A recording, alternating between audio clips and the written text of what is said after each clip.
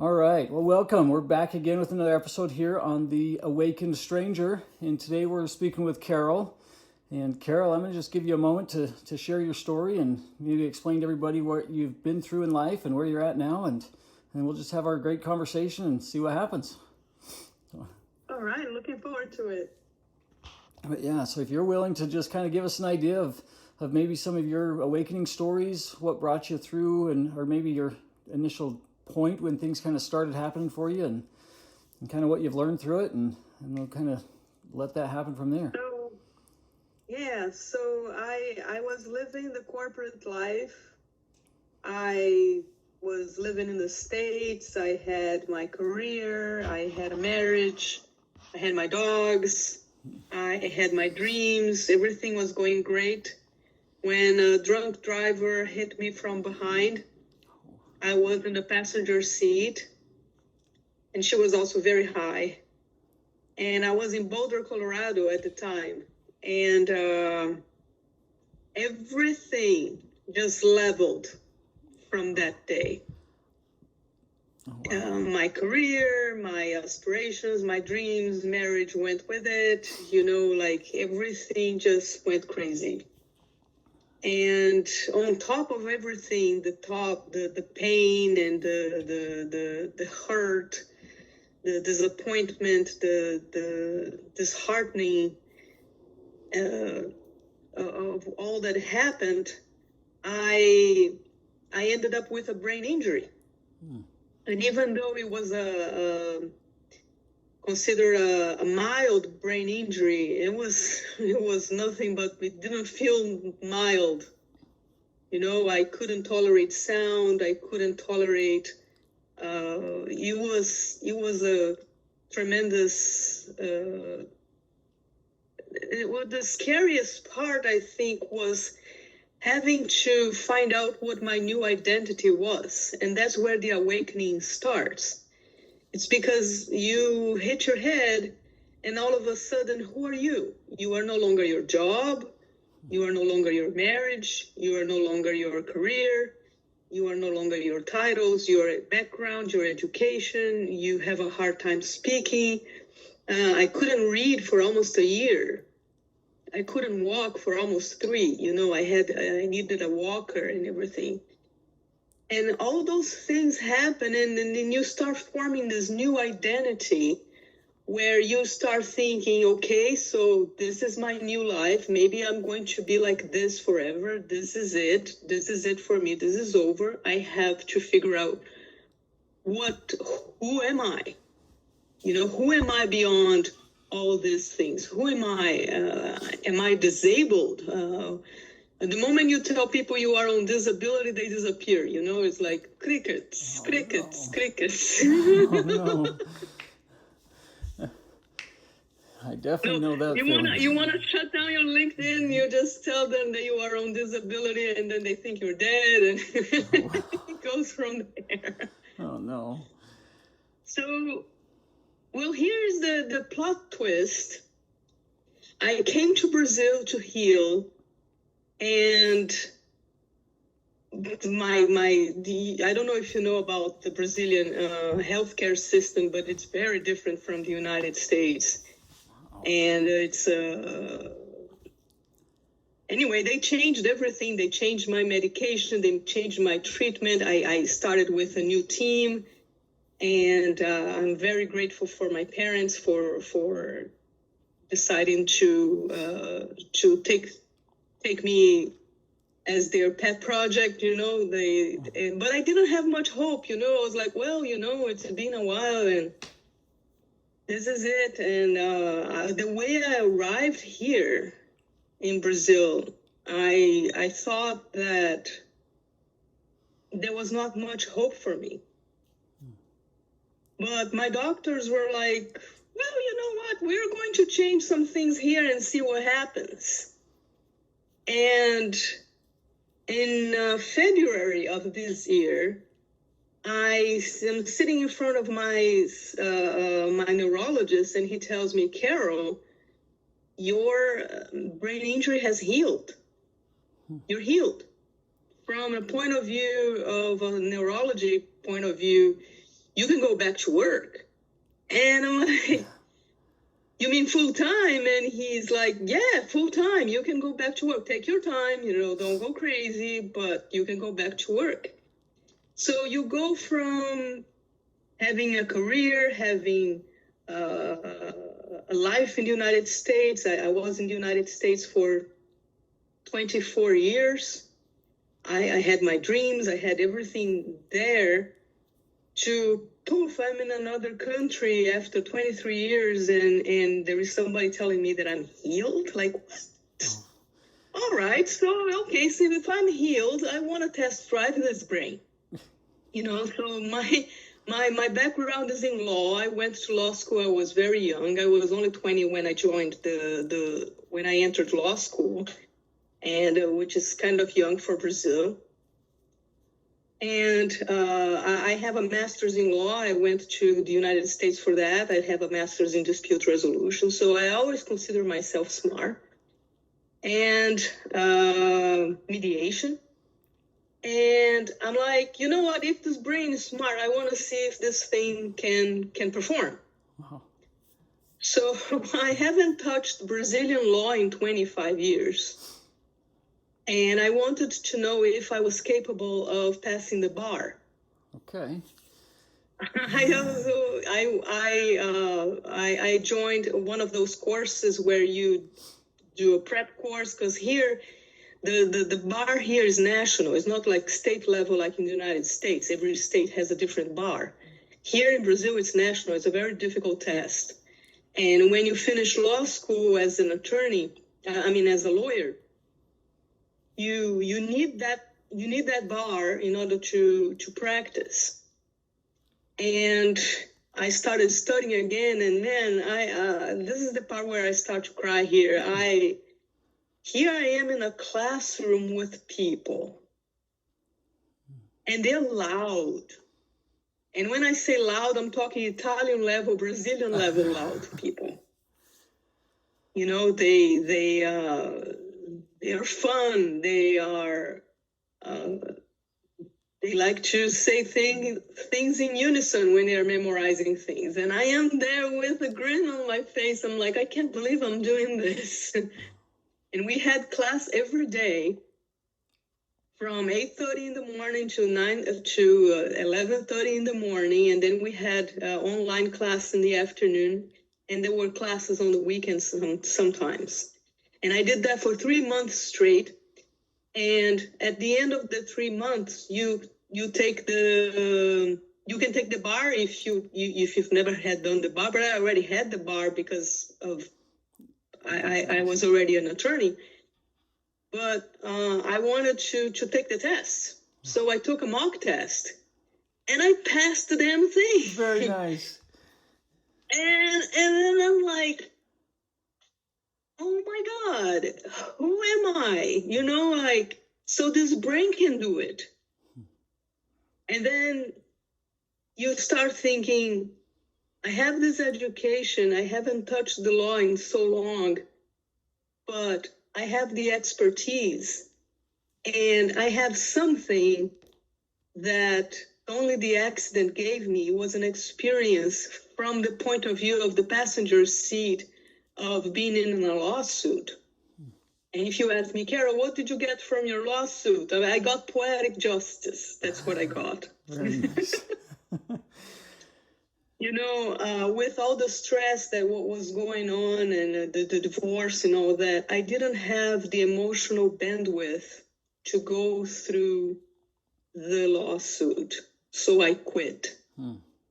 I told my lawyer that I couldn't handle it. I couldn't do it I couldn't go any further, and I left money on the table.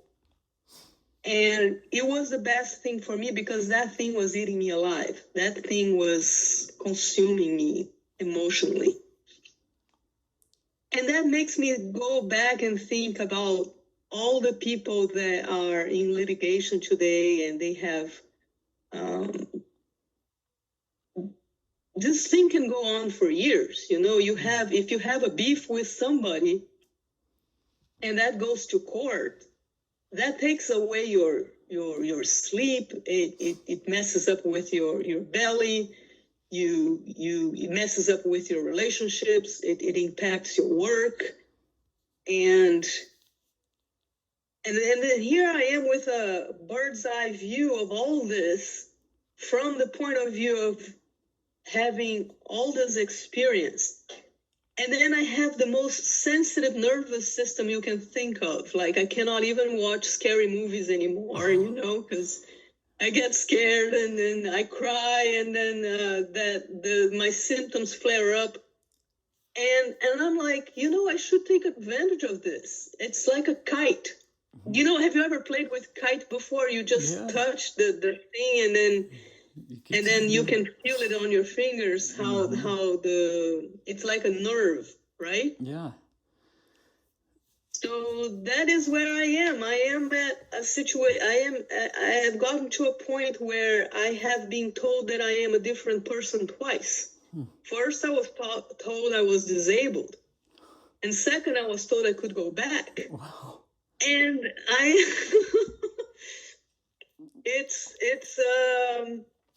and then it comes the awakening. Your body starts talking to you. Your emotions start talking to you. You're not crazy. It's your nervous system reaching out. It's your subconscious. I've spent a long time telling people that I feel I'm crazy, that I don't know how to explain that things are changing, and yeah, so I going through that a lot myself, and you talking about having you be able to understand and identify your emotions, and then having your body talk to you. It's so real, and it's definitely something new for me. So yeah, maybe help us understand like what you've noticed with your body changing and understanding it. This is interesting. So I have now a thing called proprioception disorder. If I close my eyes, I don't know where the body is. It's gone. Okay. It's if I'm taking a shower and I close my eyes with my shampoo to do shampooing, I don't know where the legs are. I don't know where the arms are. It's terrifying. It's different than just vertigo.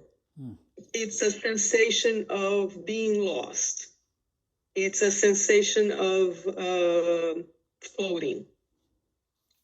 So that happened because the connection between the brain and the body got affected. And what happens is the body is trying to connect with the brain, and it starts sending signals to the brain saying pain, pain, pain, pain, pain, pain, pain, pain, pain. And the brain is receiving those pain signals, trying to reach out and find out where the body is, but the brain doesn't know where the body is.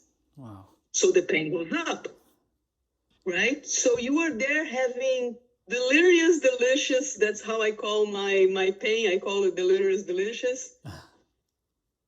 I have pain spasms, and I am there tripping on pain, and I'm with my eyes closed, floating in space, trying to figure out what's happening, when all of a sudden my left leg jumps out of nowhere, and she starts doing that. And I say she because she is an entity, she's a person, she's my left leg. Her name is Tada. Ta-da. She will do that in the middle of the night, and she will just tada herself in the middle of the night. Oh. And I'm like, what is this? And I started communicating with her. You're going to laugh. In emoji. Okay. I would send her little heart emojis and tell her to calm down. She would have panic attacks. Just her. Just the leg. Just the leg shaking and having panic attack. I'm calm, but my leg is shaking. Wow. So I tell her, tada, it's okay. It's me, you. You can calm down. And then I would touch her and tell her where she is. And tell her, you are still inside of the body. The body is okay. You can calm down. We can go to sleep. Like you would talk to a toddler. Wow. And that was the first, but it turns out that I had consciousness everywhere. And for example, my heart, her name is Shushu. Chouchou. I like that. Yeah, chouchou means darling in French. Okay. And, a long time ago, a boy told me that French is the language of love, and I believed him so hard that my heart. He's your heart. Oh, I love it. That's awesome. So I started talking to my body in emoji. I would have pain flares, I would have pain spasms, and I would imagine an entire network of emoji hearts going from the bottom of the heart all the way to the carpal tunnels of love, where I would talk to my hands and I will tell my hands, I love you so much. You worked so hard. And my hands had resentment for me. And I'm like, why do you have resentment, love? Tell me what happened. And the hand was like, you bit me. I bit my hands during the accident. I didn't remember that, but the hands, they never forgot. Wow. So what I'm trying to say is, even though I don't remember much of the accident, my body remembers everything. And the more I connected with the body, so you know how people channel spirits and talk to the dead? I talk to my body. Okay. I talk to the spirit of the consciousness inside of my body parts. So in that, do you find yourself having multiple versions of the same consciousness, or are you seeing different, I guess, entities? Different... I think we are a plurality of people. You are not just yourself, but you are the various versions of yourself. You are 45-year-old Cody. Yeah. You are. I know about your life now because I've been watching your stuff. There is a 6-year-old Cody there, and that 6-year-old is alive, and he has dreams, and he has fear. He has he loves things. You want to take him on a date, you can take your inner child to go to the movies, for example, or to go to the zoo. You're doing something for your inner child.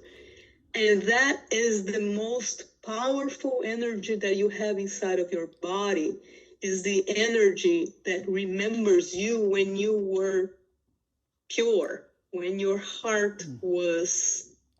before all the trauma, before all the heartbreak, before all that. Yeah. I've done a lot of inner child kind of meditations and healings, and the one that's impacted me the most was envisioning myself as my current self, walking into my childhood bedroom, seeing my childhood self sitting on the bed and sitting next to me, and I can picture it. I'm getting chills right now. Sitting next to my 6-year-old, my 8-year-old self, and picking him up and letting him know that we're okay, that things are okay, and that we've made it. Oh gosh, I had to have this conversation with my 6-year-old self the first time her consciousness embodied my new body, and she felt the pain. And she felt the hands, because I bit the hands, so the hands have a lot of pain. She started freaking out. I started having a panic attack as a 6-year-old inside of a body that was hurt. And it took me a long while for me to calm her down and to tell her that everything was fine. The bottom line when it comes to conflict is that if you have inner conflict inside of you, you translate that to your outer life. It impacts everything. Yeah. And when you resolve the inner conflict, it starts impacting everything as well. So I was listening to your audio with Akash, and you were saying how things got easier after the last 20 days when you kind of had an emotional breakdown, and how things got easier to express. but because that's your core self, without the masks, without the that's where the healing happens, is when you don't have to mask yourself. Yeah. Well, Hide from your own self. for me, I've even shared this with my wife. I feel like my initial awakening that happened, it was very abrupt, very strong. It happened really quick. And I'm going to record an audio that explains it all, just so it's there. I shared it on a live. But I believe, and this is where it's kind of hard to understand, hearing you explain the different consciousnesses in your body and how that's working kind of is more making sense lately. But I had felt like there was a moment where I'm a whole different version of me that's completely new, but yet there's still old memories. And even my wife said that. She's like, you're just a different person. Like maybe you left your body and something else came back, is kind of the thought that we've talked. And I'm like, and maybe I've even had that, hearing stuff from Bashar, from other things that we talk about, the different entities being channeled through people, that I sometimes feel like maybe that happened. Like a part of my consciousness left and a different part returned. And I still feel like myself. I still feel like it's me, but there's parts where I think that I'm definitely a different version of myself than it was before. So I don't know if that's... And that is the version that you feed. Yeah. This new version, you are feeding it right now by pursuing your dream and by helping other people connect with you and share their dreams and talk about their awakening and all that. But you are right when you say that there were other versions of yourself, one left and something came back. What left was the past. Mm-hmm. You let go of your attachment to the past and you decided to live in the now. When you are in the now, things simply, they become. You become yourself again. You go back to who you were as the blueprint of you. Definitely that makes is sense. Yeah. Very cool. That's what it feels like. Yeah. Yeah. That's what I say. It's not us becoming different. We're just remembering who we are. And I think it's kind of created new meaning as this develops for me, and an understanding of what's changing. So yeah, just remembering and that who we is truly very are. painful for a lot of people. They don't want to remember. They don't want to let go of their pain. They want to hold on to their hurt because that became their identity. Mm-hmm. So, for example, when I was still attached to the lawsuit, I used to have dreams about it, where I would be talking to people about it. I was constantly reminded that I was being judged by this entity called the insurance company. Yeah.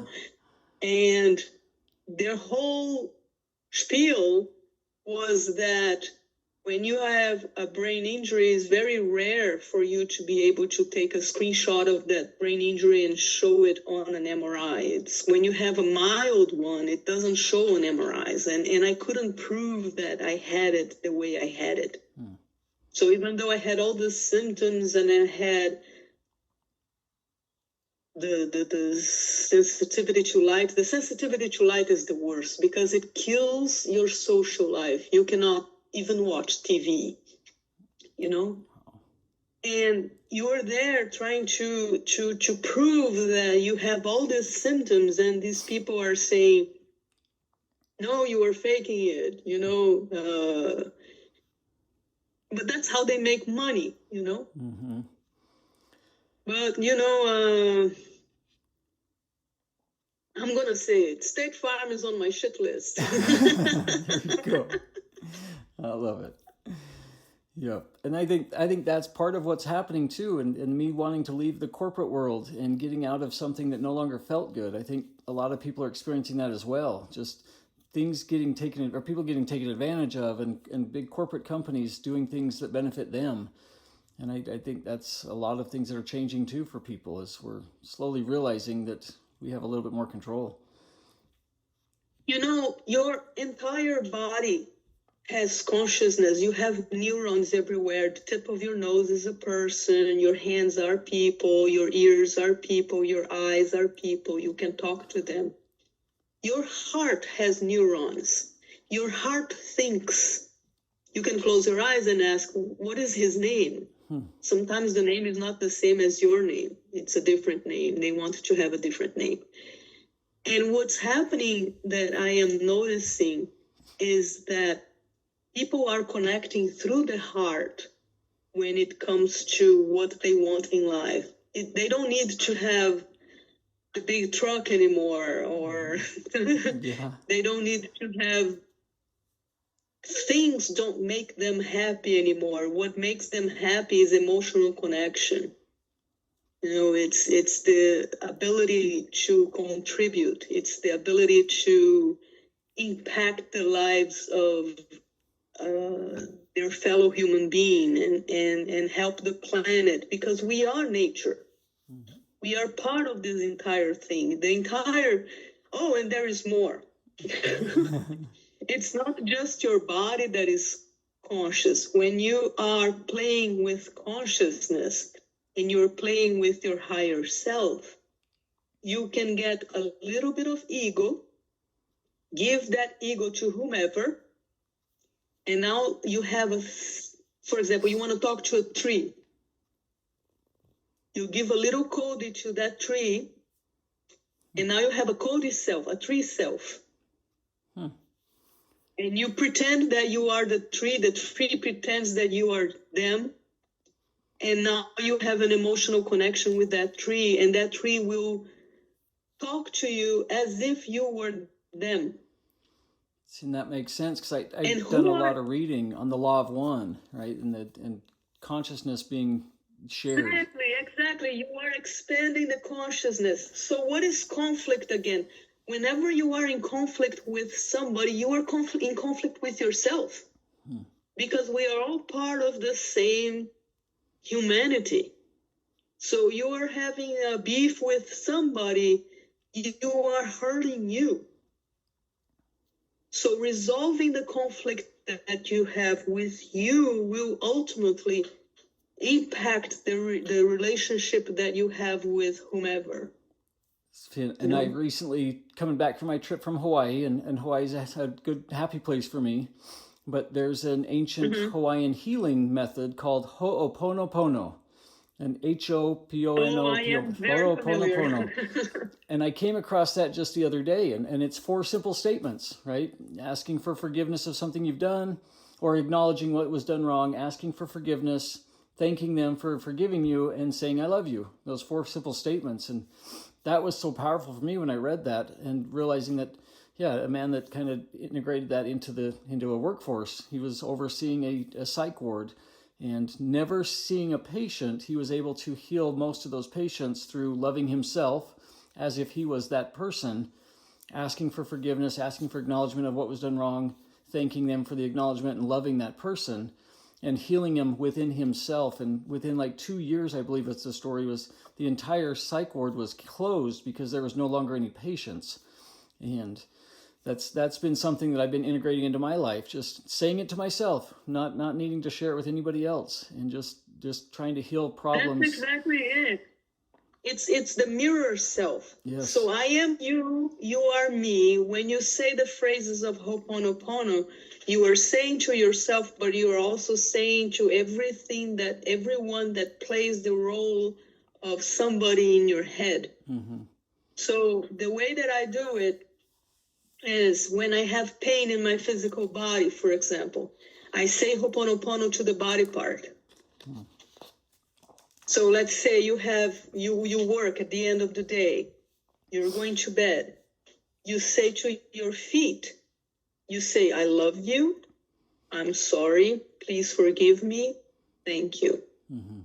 And you can have a longer conversation with your feet, send them hearts and everything. And if you have, because of my legal background, I kept putting legal stuff on my healings, okay. Right? So I signed peace treaties with my body parts. So, for example, I was sitting, this is kind of gruesome, but I was sitting on my foot when the car hit from behind. So I dislocated the hip. Oh, wow. So my foot had a beef with with the hip. And there I am as Carol paying for that beef. So the moment I say Ho'oponopono for both of them, the moment I tell the foot, I love you, I'm sorry, please forgive me, thank you. And I imagine the foot telling the hip, I'm sorry, I kicked you. Wow. You're teaching your body how to heal itself. Yes, you got it. Yes. That's it. That's Wow. it. And you know what happened was that I healed the wound of the lawsuit inside of me. I let go of it completely. It doesn't bother me anymore. It doesn't hurt me anymore. It's something that is in the past. I tell people that I got closure. I gave myself closure. I gave poetic justice. I got poetic justice. Wow. So that's how I see it, you know. But because I see people that when they have resentment, they have, well, what if this had happened, and what if this would have happened, and this, the coulds, the shoulds, the woulds, and they hurt you. And I just snapped out of all of it, you know. Wow. That was my healing. I didn't have room inside of my psychic to hold on to resentment, to pain, to fear, to anger, to these emotions, because they translated as physical pain in my body. So if I wanted the pain to go down, I had to let go of the negative emotions that were feeding them. Wow. What got you to the point of understanding those feelings and emotions and kind of being able to recognize that? Oh God, it's not like I had an option. I mean, whenever I talked to my body parts, the pain would go down immediately. It was like a snap. But you touched an important thing. A friend of mine said, you need Reiki. And I'm like, what's Reiki? I don't know anything about it. What's Reiki? So Reiki is a self-healing technique from Japan, where you are using your imagination to imagine your body made of light. And you use that to heal yourself. And it has a pendulum effect. So when I heal myself using Reiki, I imagine my body made of light and my body healing itself. Somehow, that's the part that I don't understand, but I don't have to. My frequency changes and impacts yours. So you start feeling well because I am at a different frequency and I'm impacting you. So a Reiki master is not a healer per se. Their job is to heal themselves. They're constantly healing themselves. Okay. And as they do that, they impact the people around them. And I needed because I had so much pain. I mean, Cody, I twisted everything. Wow. So I was hit from behind, but I was hit at an angle. So the car, instead of going back and forth, like I didn't whiplash like this, back and front. I whiplashed sideways. Oh, wow. So my jaw whiplashed, my head whiplashed, I hit everything on the side. My shoulders hit my neck. The torso went in one direction, the hips went in another direction, the legs went in another direction, the chin hit the knee hit the chin. It was a freaking mess. You were twisted up. I'm like a pretzel. Wow. So I didn't break any bones, but I had, my fascia was all out of place. And it was Tada. Tada was the one who told me that she was a person. And I went on instinct, I believed her. I'm like, okay, so if you are a person and you are me and I am you, I love you. And then her pain would go down and then she would go to sleep. Wow. That's pretty powerful to have that close of a connection. It's crazy. I've never seen anybody do that, but there I was, 3 o'clock in the morning, talking to my rising leg, And I had to. And then if it works for Tada, who else, like, can I talk to my spine? So for example, you have 33 vertebrae in your back, right? Yeah. So there is a piece of meat called C1, and that's little Cody C1. And you can talk to him and say, hello, C1 Cody. I love you. I'm sorry. Please forgive me. Thank you. Oh. Please let go of pain. Please relax. Please relax. Please relax. And then you start feeling it. Because I've been talking to my spine for years now, you felt it. I did. I just moved. I just felt it. You watched it. It's very cool. Right. Do you have any pain on your back? So I hold a lot of like tension in my lower back, just higher than my hips, and a little bit lower back is where kind of I find it. And doing research and reading, it has a lot of grief and a lot of kind of stuff that you're holding in that area. So I'm trying to figure out where that's coming from. You're gonna like this one. So I have a story for you. The first time I talked to my L5, she said that she is responsible for humanity going to the moon. The reason for that is because when humans started walking on 2 feet, the weight of their upper body went to L5. So eventually, as you are growing older, you will feel pain on your lower back. Yeah. It's normal because we are standing on 2 feet, gravity and all that, right? So she is there trying to convince me that the only reason why human beings have their arms free is because she carries the pain. Wow. Huh. And then I gave her validation. So I have a card called validation. So I signed a peace treaty with her. I told her she was my favorite vertebrae of all the vertebrae.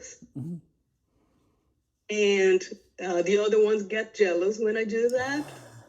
But I give her validation, and then I tell her to release tension. Wow.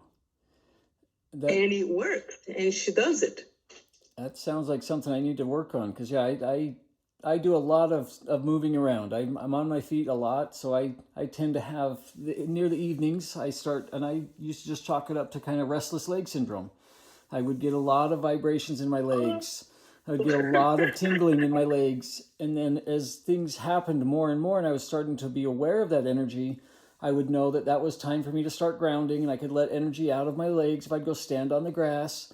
But if I wait too long, I start feeling like I'd almost get bruising near my ankles, and my feet and my legs would bruise near my ankles. And I've started to realize that the feeling of that energy and how to let go of that. But yeah, being able to speak to my feet, that's something I would like to try, because that might be a way to let that go a little bit easier. So, once you start doing that with feet, with legs, with your spine, with your shoulders, you tell your shoulders you don't have to carry the weight of the world. I've watched. The world is floating. I had a convention that I had attended one time, and they asked you to imagine yourself standing in front of the crowd and holding everything. And some people would put their hands in front of them, and some people would put them out, and some people were big and expressing them in a large, expanded out wingspan. And I always had that, like, feeling like, like Atlas holding up the planet. That was always the feel. Yeah, that's the name of your C1. His name is Atlas. Oh, wow. So Yeah. yep, there you go. See, and that's a lot of things that I'm learning now, just the synchronicities and how things are lining up and how stuff that we've learned our whole life is all starting to make sense. And just so very cool. Thanks for making that connection. So Thank you. yeah, very It's a cool. lot of fun for me to talk about it. So with your experience with that and maybe kind of leaving our listeners with some advice, how would you begin from not understanding how to speak to your body? What would be a very simple way to help somebody understand that process and how to begin? You start talking to your heart first. You close your eyes. You ask your heart, honey, what's your name? Who are you? I love you. I'm so sorry. I forgive you for the heartbreak. I have compassion for you. I have forgiveness for you. You talk to them. And then you talk to your hands. You ask your hands to forgive you, forgive the mind for the negative thoughts, forgive the mind for the judgment, forgive the hands for all the things they've done that they take blame for. For example, if you sign a contract at some point in your life and you feel guilty for it because it didn't go as you expected, you had a divorce there, the hand carries the weight of the divorce. You have to tell the hand, it was me, it was the mind, I did it, I forgive you, you are free. Hearing those connections, because I've getting recently into chakras and understanding how the system works in our body, and the heart chakra is tied to the hands. And so to hear you explain that. Absolutely. Actually, the hands, they are an extension. The arms are an extension of the heart. Yeah. The heart is a spiral. And the thing unfolds itself with the arms. You want to see something beautiful? I cried so hard when I found out. My shoulders, they told me that the only reason I walk was because my arms hugged my neck during the accident. Wow. Like this. Huh. Wow. The shoulders, they went up, they protected the neck, and the arms wrapped themselves around the neck after I bit the hands and all that. Wow. So all I can say to my body is that how could I possibly love you more? You know, I would never hurt you. When I am in a lot of pain, there are people that when they are going through pain, they want their pain to end. They want to hurt themselves. I'm like, how could you possibly hurt the most beautiful thing that is what makes you, makes you unique? You know, make peace with that body. And then that will impact everything. It will impact your relationship with everyone, your business partner, your spouse, your significant other, your siblings, your neighbors. You just, like, you don't carry that weight anymore. Wow. You know, but you have to resolve your inner conflict first. You have to make your peace treaties. That's the whole saying, right? Put your oxygen mask on first before you can help anybody else. So, yes, I love it. Very cool. Well, I've truly appreciated our conversation and the lessons that I'm learning and how to help work through my own body pains and healing that, and hearing your story has just been fabulous. So, thank you so much. Careful with the word healing. So from my point of view, the way that I use the word healing is healing equals resolving inner conflict. Okay. When you resolve inner conflict, you heal. And that the goal here is for you to just freaking heal everything. Just forgive everything, you know, have compassion for everything, ho'oponopono all the things, and let your new life unfold, you know. So I'm looking for a new life. I am starting on a new life, and I am scared, Cody. I am scared, but at the same time, I trust the universe. The universe didn't bring us together for nothing, you know. Absolutely. Well, give us an understanding of what your new life is going to look like. What do you have in planned for? So I created my new website is the bluebridgemediation.com. I am helping people with clarity calls where you book an appointment to talk about your conflict, whatever conflict you have. You have inner conflict, we're going to talk about that. You have outer conflict, we're going to talk about that.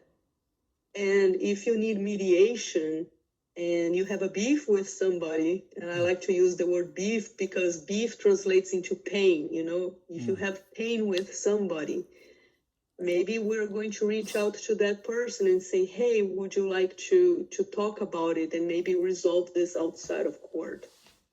You know, having a private mediation is very affordable compared to, you don't need lawyers. If you have a lawyer, it's great. You bring the lawyer. The other party will bring a lawyer too, but they tend to feed off pain, you know?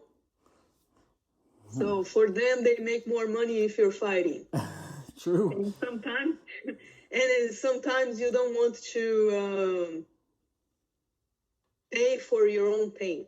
You know, you want to, and if you want to bring me along, so I am helping you out uncover how to heal the situation, resolve inner conflict or resolve outer conflict. Maybe I can help you settle the case. Maybe we can help draft something together. I don't judge anything. I don't take sides. I don't play the blame game. I don't care who did what, when, why. What we want to find out is what can we do to move forward without breaking the relationship, you know? So, yeah, that's the future. I'm crossing fingers here that a year from today, I am going to, maybe we can have another call like this. Yes. And then I say, Cody, I am in Hawaii. I have friends there, so maybe I can visit. Very nice. And how are you? Where are you? And I am helping companies that are, because I'm bilingual too, there's the language part. So if you have a beef with somebody in another country, just the thought of having a conflict with somebody in another country with the legal system on both sides is just expensive. You know, it just screams expensive. And you can have a mediation, and the mediation will help settle the case internationally. Well, I fully believe in manifestation, and you speaking that out loud, I'm excited. I think we should just schedule the next appointment for May 18th of 2027 so I can hear the success. I'd love it. There you go. You said the number. It's my lucky number right there. I love it. Well, Carol, I truly appreciate you, and especially for sharing that, teaching me something. I'm going to start working on healing my body and speaking to my body the way that you've shared, and I look forward to being able to kind of work through my own stuff. And again, I wish you the best, and thank you so much. Thank you. Thank you. I'm very excited to watch your journey, and I look forward to seeing you in Alaska. Yes, it'll be soon, so it's coming quick. But okay. All right. Well, I hope you have an amazing week, and again, we'll talk soon. Thank you. Okay, you take care. Big hug. Yes, thank you.